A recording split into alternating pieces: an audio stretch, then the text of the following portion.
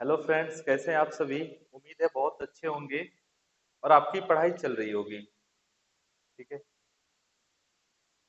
पिछले वीडियो में हम लोगों ने एलसीएम एचसीएफ का क्लास वन पढ़ा। क्लास वन में हमने एलसीएम के बारे में जाना। आज हम लोग एलसीएम एचसीएफ का ही सीरीज लेकर चल रहे हैं और याद करिए, ये बहुत लाभदायक सीरीज हो रहा है और ये आपको सफलता दिलाने वाली सीरीज है। याद कर लीजिए, नोट में एक एक चीज को लिखना है, पढ़ना है एक एक चीज को। आज हम लोग एचसीएफ के बारे में कुछ जानेंगे। देखिए, एचसीएफ का मतलब क्या होता है, ध्यान से देखिएगा। एचसीएफ का मतलब हो गया हाईएस्ट कॉमन फैक्टर, या इसको हम लोग जीसीडी भी बोल सकते हैं। जीसीडी का मतलब हो गया ग्रेटेस्ट कॉमन डिवीजन।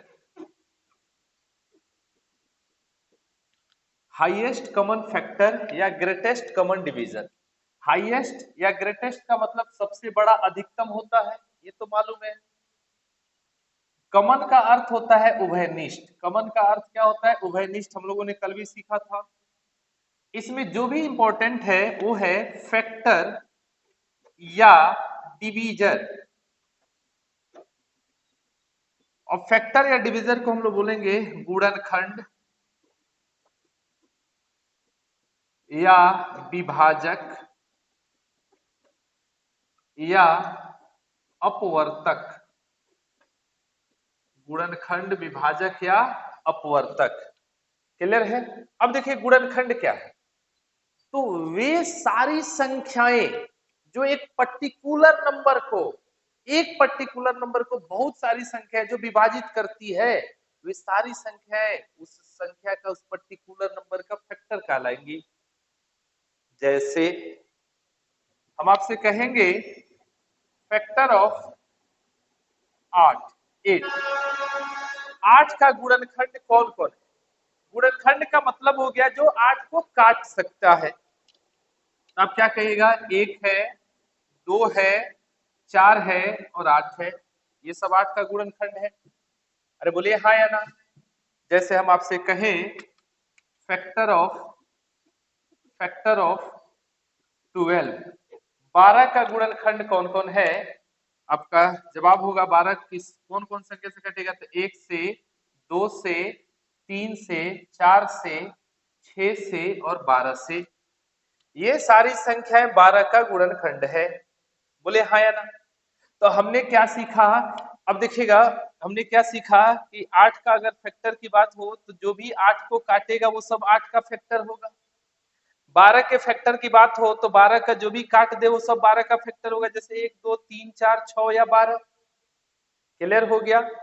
तो गुणनखंड का अगर डेफिनेशन लिखना हो तो लिख सकते हैं कि वे सभी संख्याएं जो किसी एक संख्या को पूर्ण रूपेण विभाजित कर दे, उस संख्या का गुणनखंड कहलाती है, फैक्टर कहलाती है, विभाजक कहलाती है। क्लियर हो गया होगा? चलिए अब देखिएगा, तो हमें ये हाईएस्ट कॉमन फैक्टर या जीसीडी आपको मालूम चल गया। क्लियर हो गया? चलिए अब इसको लिख लीजिएगा। थोड़ा सा आगे अब देखते हैं, ध्यान से देखना। चलिए बोर्ड पर देखिएगा। अच्छा, कल हम लोगों ने मल्टीपल सीखा था। तो एलसीएम में इंपॉर्टेंट था मल्टीपल और एचसीएफ में इंपॉर्टेंट है फैक्टर। मल्टी मल्टीपल और इसमें इंपॉर्टेंट क्या है? फैक्टर। मल्टीपल का मतलब हो गया गुणज, फैक्टर का मतलब हो गया गुणनखंड। चलिए अब ध्यान से देखना है। देखिएगा, अगर हम कहेंगे 4 का मल्टीपल कौन कौन है, जैसे मल्टीपल ऑफ 4, मल्टीपल ऑफ 4, 4 का मल्टीपल, तो आप कहेंगे 4 है, 8 है, 12 है, 16 है, 20 है। अब तो आगे बढ़ते जाइए। जैसे हम कहेंगे फैक्टर ऑफ 6, फैक्टर ऑफ 6, 4, 6 का गुणनखंड कौन कौन है? तो आप क्या कहिएगा? 1 है, 2 है, 3 है और 6 है। तब तो एक बात अगर गौर से देखें तो मल्टीपल की बात हो तो सबसे छोटा, किसी संख्या का सबसे छोटा गुणज 4 है। किसी संख्या का सबसे बड़ा गुणज हम नहीं बता सकते क्योंकि ये बढ़ते जाएगा। बोले हाँ या ना। अच्छा, अगर हम फैक्टर की बात करें तो किसी संख्या का सबसे छोटा फैक्टर कौन होगा? एक होगा। आज 6 का सबसे बड़ा फैक्टर कौन होगा? तो 6 होगा। अरे बोले हाँ या ना। यानी 6 का सबसे बड़ा गुणनखंड कौन है? 6 है। अच्छा, एक बात और बताइए, तब तो मल्टीपल दी हुई संख्या के बराबर या उससे बड़ा होगा। अब फैक्टर दी हुई संख्या के बराबर या उससे छोटा होगा। क्लियर है? फिर से एक बार और, मल्टीपल दी हुई संख्या के बराबर या उससे बड़ा होगा।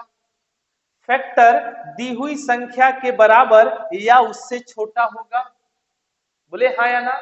तब तो हमने एक बात और यहां से क्लियर करें तो कर सकते हैं कि कोई भी संख्या अपने गुणज से, अपने मल्टीपल से अवश्य विभाजित होगी। ये सारा संख्या अपने मल्टीपल ये 4 से विभाजित होगी। कोई भी संख्या अपने मल्टीपल को विभाजित करेगा। ये फैक्टर है तो कोई भी संख्या, अगर किसी संख्या का फैक्टर है तो ये सब संख्या 6 को काटेगा। क्लियर है? मतलब हम सीधे अगर बोलना चाहें तो अगर कहें, अगर इसमें देखिएगा एक और बात देखिएगा, यही दो पार्ट पॉइंट पर आपका सारा क्वेश्चन मिलने वाला है, मल्टीपल और फैक्टर।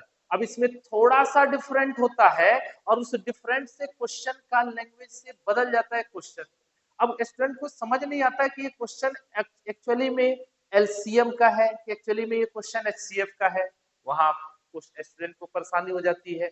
आपको परेशानी नहीं होनी चाहिए, एक एक चीज सीखते हैं। चलिए बोर्ड पर देखिएगा, अगर हम कहेंगे, अगर हम कहेंगे दी हुई संख्या, दी हुई संख्या से कट जाए, दी हुई संख्या से कट जाए, दी हुई संख्या से कट जाए, तो याद रखिएगा वो आपका मल्टीपल है, एलसीएम है। अगर लैंग्वेज क्वेश्चन पढ़े और क्वेश्चन में दिखा कि दी हुई संख्या से कट जाए तो समझ जाइएगा कि वो एलसीएम की बात हो रही है, वो क्वेश्चन एलसीएम का है।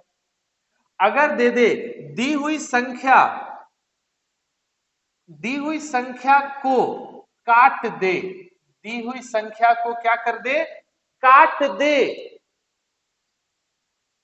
ठीक है, दी हुई संख्या से कट जाए तो एलसीएम, और दी हुई संख्या को काट दे तो एचसीएफ। दी हुई संख्या को काट दे तो क्या हो जाएगा? एचसीएफ। ये अंतर क्लियर करिएगा। अगर हम कहेंगे दी हुई संख्या से भाग दे, शेषफल 0 प्राप्त हो जाए, एलसीएम।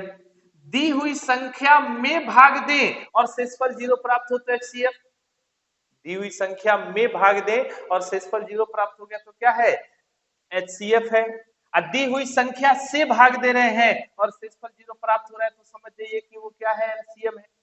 अगर इससे भी आपको पहचान में नहीं आया कि क्वेश्चन एलसीएम का है कि एचसीएफ है, तो एक और बेस्ट तरीका बताते हैं, उससे आपको जरूर पहचान में आ जाएगा। तो अगर क्वेश्चन में कह दे, अगर एक एक चीज स्टार लगा के एक एक चीज को लिखना है मेरे भाई नोट्स में। अगर आपसे कह दे कि वह छोटी से छोटी संख्या, वह छोटी से छोटी संख्या, छोटी से छोटी संख्या, वह न्यूनतम संख्या, वह लघुत्तम संख्या क्या है, तो आप समझ जाइएगा कि वो एलसीएम है, वो मल्टीपल की बात हो रही है। क्लियर हो गया? अगर कह दे वह बड़ी से बड़ी संख्या, वह बड़ी से बड़ी संख्या, तो समझ जाइए वो एचसीएफ है। छोटी से, अगर क्वेश्चन में छोटी से छोटी संख्या बोला तो एलसीएम, बड़ी से बड़ी संख्या बोला तो एचसीएफ। याद रहेगा, छोटी से छोटी संख्या एलसीएम, बड़ी से बड़ी संख्या एचसीएफ। क्लियर हो गया होगा? चलिए, अब हमको नहीं लगता कि अब आपको उसे क्वेश्चन की पहचान में कोई दिक्कत होने वाली है। इससे अगर इससे पकड़ में नहीं आता है 2 पॉइंट से, तो इससे तो जरूर पकड़ में आएगा कि अगर छोटी से छोटी संख्या तो एलसीएम है, अब बड़ी से बड़ी संख्या है तो क्या है? एचसीएफ है। क्लियर हो गया? तो एलसीएम क्या है, एचसीएफ क्या है, पता चल गया होगा। चलिए, अब थोड़ा सा और आगे सीखते हैं। इसको नोट कर लीजिएगा, एक एक चीज को नोट करना है, एक एक चीज का नोट्स बनाना है, याद रखिए।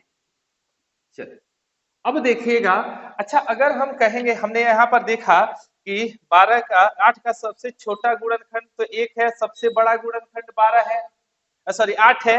अब 12 का सबसे छोटा गुणनखंड 1 है, अब 12 का सबसे बड़ा गुणनखंड क्या है? 12 है। इसमें ये फिक्स होता है गुणनखंड। क्लियर हो गया? अच्छा, अगर हम बात करते हैं कॉमन फैक्टर, अगर हम बात करें आपसे कॉमन फैक्टर की, कॉमन फैक्टर उभयनिष्ठ गुणनखंड की। चलिए अगर हम कॉमन फैक्टर की बात करें तो गौर से देखिएगा ध्यान से, उभयनिष्ठ गुणनखंड की बात करें तो आपने देखा 8 का गुणनखंड 1 2 4 8 है, 12 का गुणनखंड 1 2 3 4 6 12 है, तो इसका उभयनिष्ठ गुणनखंड 1 है 2 है 4 है। ठीक है, तो अगर हम कहेंगे 8 और 12 का उभयनिष्ठ गुणनखंड कौन कौन है, तो 1 है 2 है 4 है। 8 और 12 का सबसे छोटा उभयनिष्ठ गुणनखंड 1 है, 8 और 12 का सबसे बड़ा उभयनिष्ठ गुणनखंड 12 है। क्लियर हो गया। चलिए अच्छा अब गौर से देखिएगा, अगर हम कहें ये 2 गुने 3 बराबर 6, 2 गुने 3 बराबर कितना है 6 है। अच्छा ये बताइए 2 से 6 कटेगा, बिल्कुल कटेगा। क्या 3 से 6 कटेगा, बिल्कुल कटेगा। मतलब ये है कि 2 और 3 जो है 6 का गुणनखंड कहलाएगा। 2 और 3 की क्या कहलाएगा, 6 का गुणनखंड कहलाएगा। यानी 6 को 2 भी काटेगा, 6 को 3 भी काटेगा, तो 6 का गुणनखंड होगा 2 और 3। अच्छा 2 का टेबल देखे 6 है और 3 का टेबल देखे 6 है, तब तो 2 और 3 का मल्टीपल गुणज कहलाएगा 6। अरे बोलिए हाँ या ना। तब तो हम बड़े आराम से एक यहाँ पर अगर एक पॉइंट लिखना चाहें तो लिख सकते हैं कि अगर हम कहें a गुना b बराबर c है, तो आप बोल सकते हैं a and b are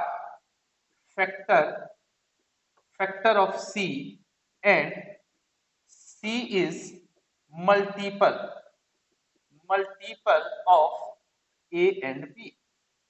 यानी हम सीधे क्या बोलेंगे, ए और बी सी का गुणनखंड है और सी ए और बी का गुणज है। हिंदी में कैसे लिखेंगे, लिखिएगा ए और बी सी का गुणनखंड है तथा सी ए और बी का गुणज है।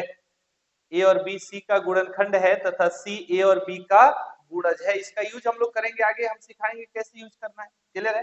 तो ये हमें अभी हम लोग कंसेप्ट पढ़ रहे हैं, तो एक एक चीज कंसेप्ट में लिखते जाइए इसको। क्लियर हो गया।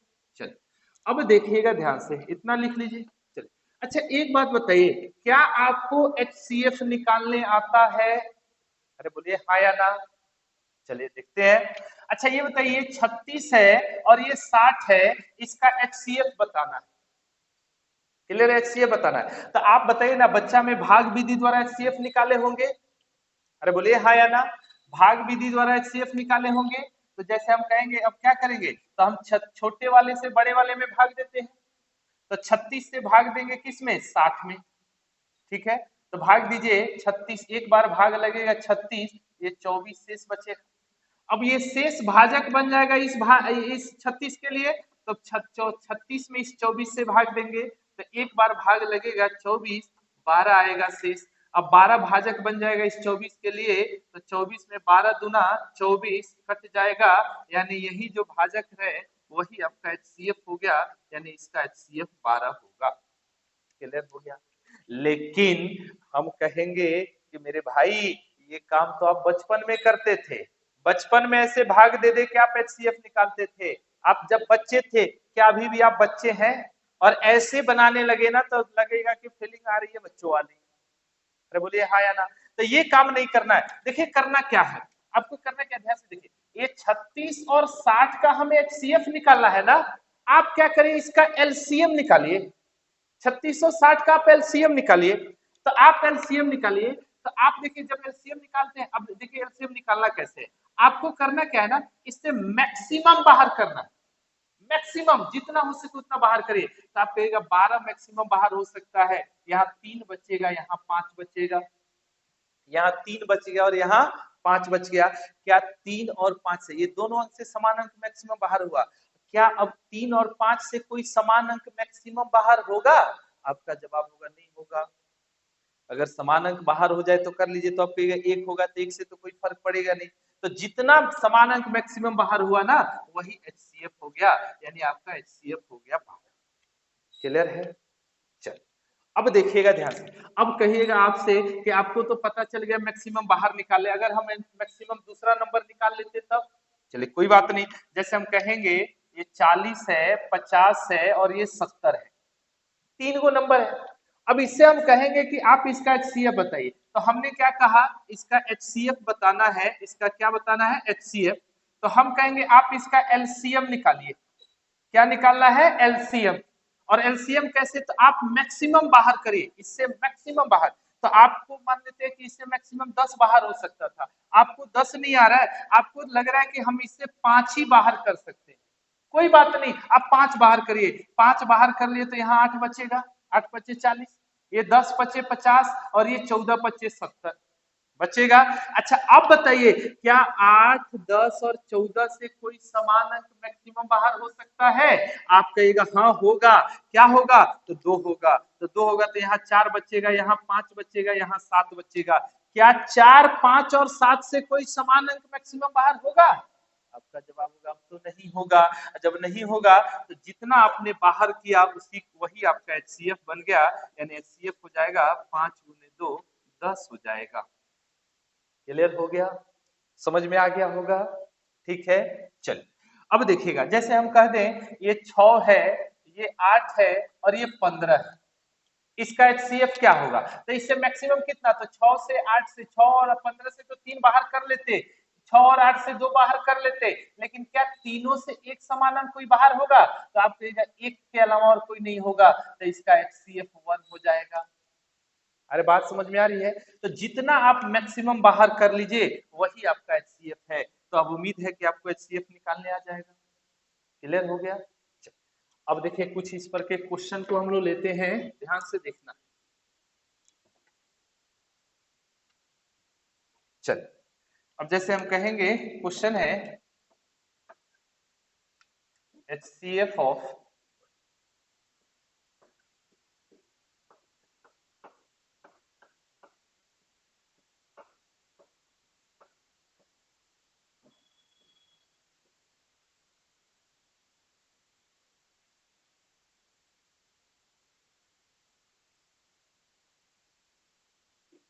ये देखिए, इसका हमें मान लेते हैं एचसीएफ बताना है। तो बोलिए ना, पिछले वीडियो में हम लोगों ने सीखा था इसका एलसीएम कैसे निकालना है।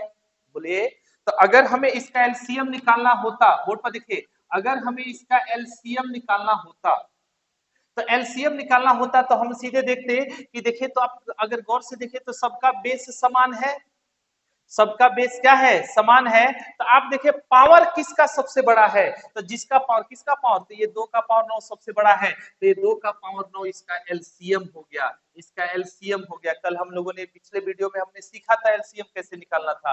अब हमें निकालना है इसका एचसीएफ। तो एचसीएफ के लिए देखिए, इसका एचसीएफ क्या होगा? गौर से देखिए, तो आप देखिए क्या सब देखिए, तो सबका बेस समान है कि नहीं है? तो सबका बेस समान है। अगर सबका बेस समान है तो आप देखिए पावर किसका सबसे छोटा है? पावर किसका सबसे छोटा है? तो अगर पावर सबसे छोटा देखें तो 2 का पावर 3 है, तो इसका एचसीएफ हो जाएगा 2 का पावर 3। बोले तो एलसीएम कैसे निकलेगा वो तो सीखा ही था, फिर से सीख लिया।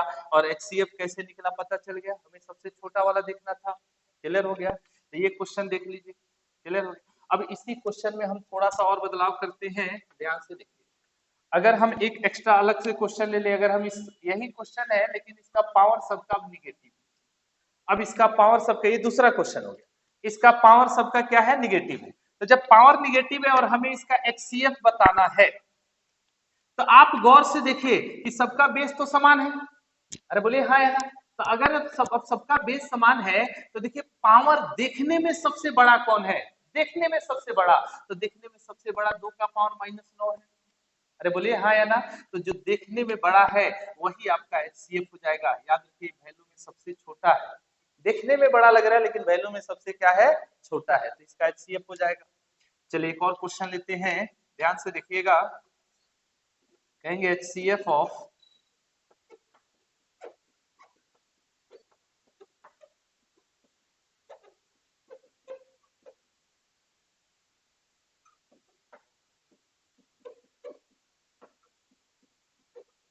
चलिए अब हमें हमें इसका एचसीएफ बताना है, गौर से देखिए। तो आप देखिए इसका एचसीएफ बताना है, तो आप देखिए 2 जो है ये अलग नंबर है, कॉमा दे देखिए अलग अलग नंबर है। तो देख 2 देखिए प्रत्येक में 2 है, अरे है कि नहीं है? तो अगर प्रत्येक में 2 है तो आप गौर से देखिए 2 का सबसे छोटा, 2 का सबसे छोटा वाला कौन है? तो आप कहिएगा ना 2 का सबसे छोटा वाला, 2 का सबसे छोटा पावर में तो कौन है? तो 2 का पावर 3 है। अरे बोलिए हाँ या ना? अच्छा 3 देखिए क्या प्रत्येक में 3 है? आप कहेगा हाँ है। तो प्रत्येक में 3 है तो आप देखिए 3 का सबसे छोटा कौन है? तो आप कहिएगा ना 3 का पावर 5 होगा। क्लियर हो गया? अच्छा अब गौर से देखिए, अच्छा अगर हम देखें तो 5 में, तो 5 सब में है, 5 सब में है तो 5 का सबसे छोटा तो 5 का पावर 7। बोले हो गया आपका HCF। तो उम्मीद है आपको ये आ गया होगा। क्लियर है? लिखें।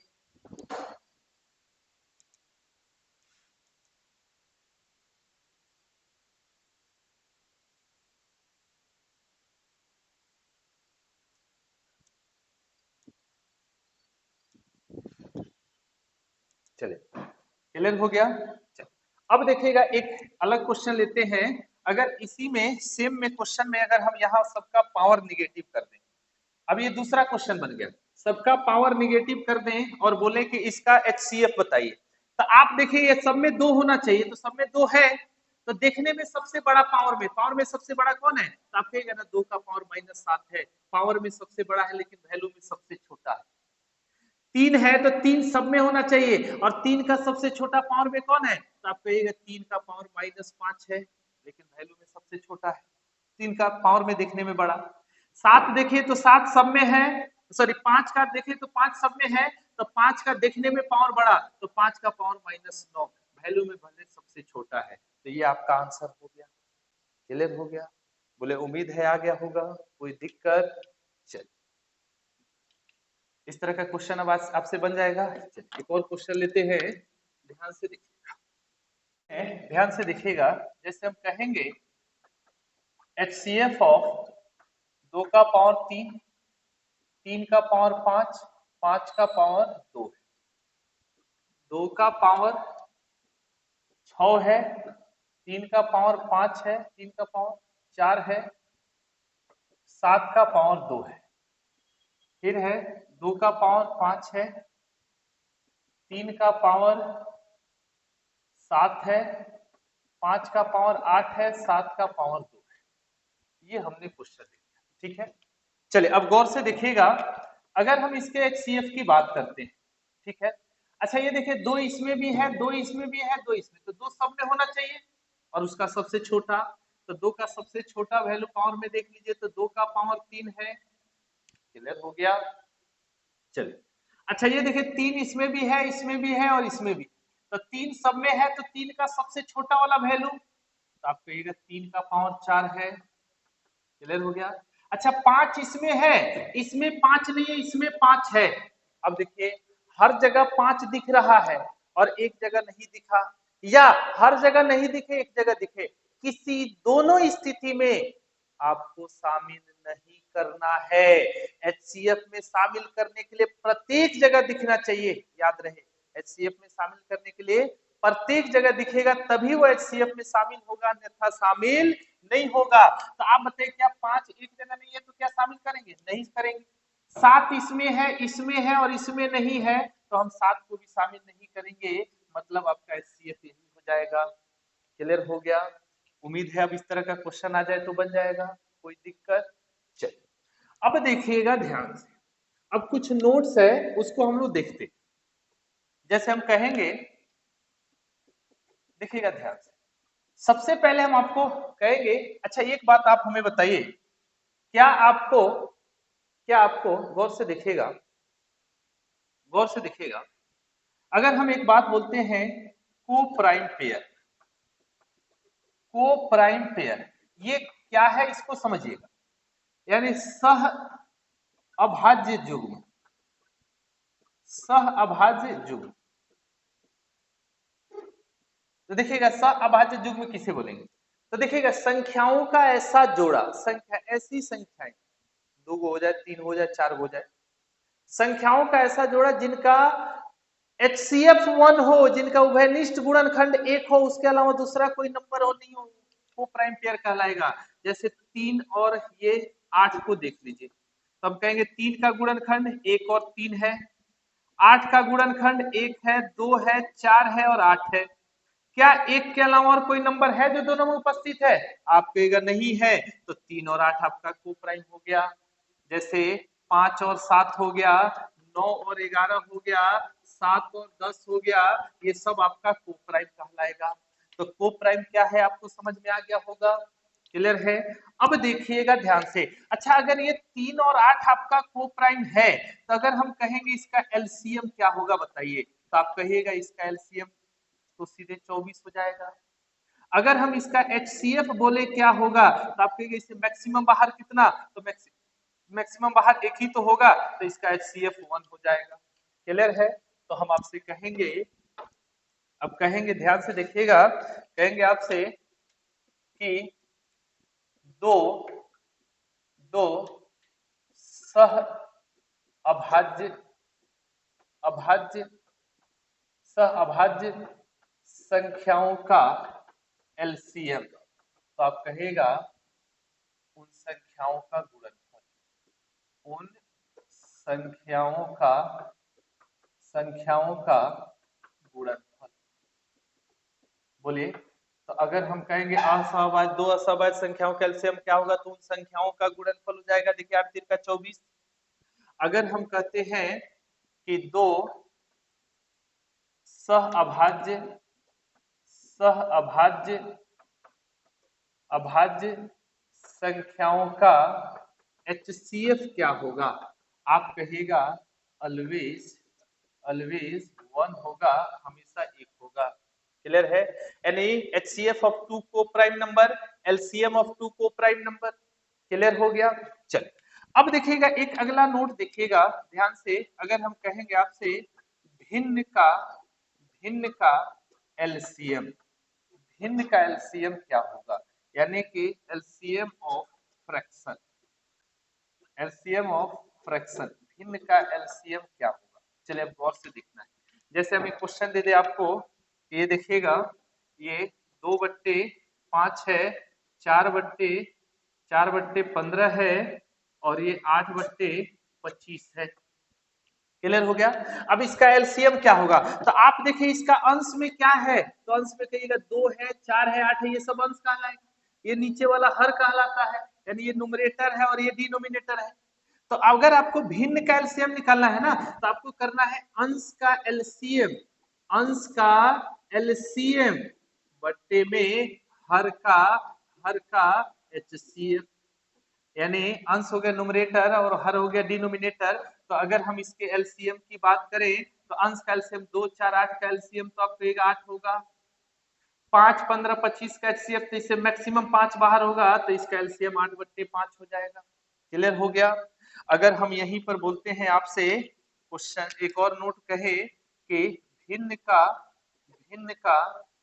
का HCF क्या होगा, ठीक है, तो आपका जवाब होगा अंश का HCF बट्टे में हर का एलसीएम, अंश का HCF बट्टे में हर का एलसीएम। अब देखिए ना, अब इसी का अगर हमें HCF बताना है तो आप देखिए अंश का HCF निकाले तो 2 4 8 का HCF, तो मैक्सिमम 2 बाहर होगा, हर का HCF तो इसका 5 15 25 25, ये कटेगा, 5 का टेबल है 25, अब 25 के बट्टे में 3 हो जाएगा, तो 25 या 75, यानी कि इसका 2 HCF हो जाएगा 2/75।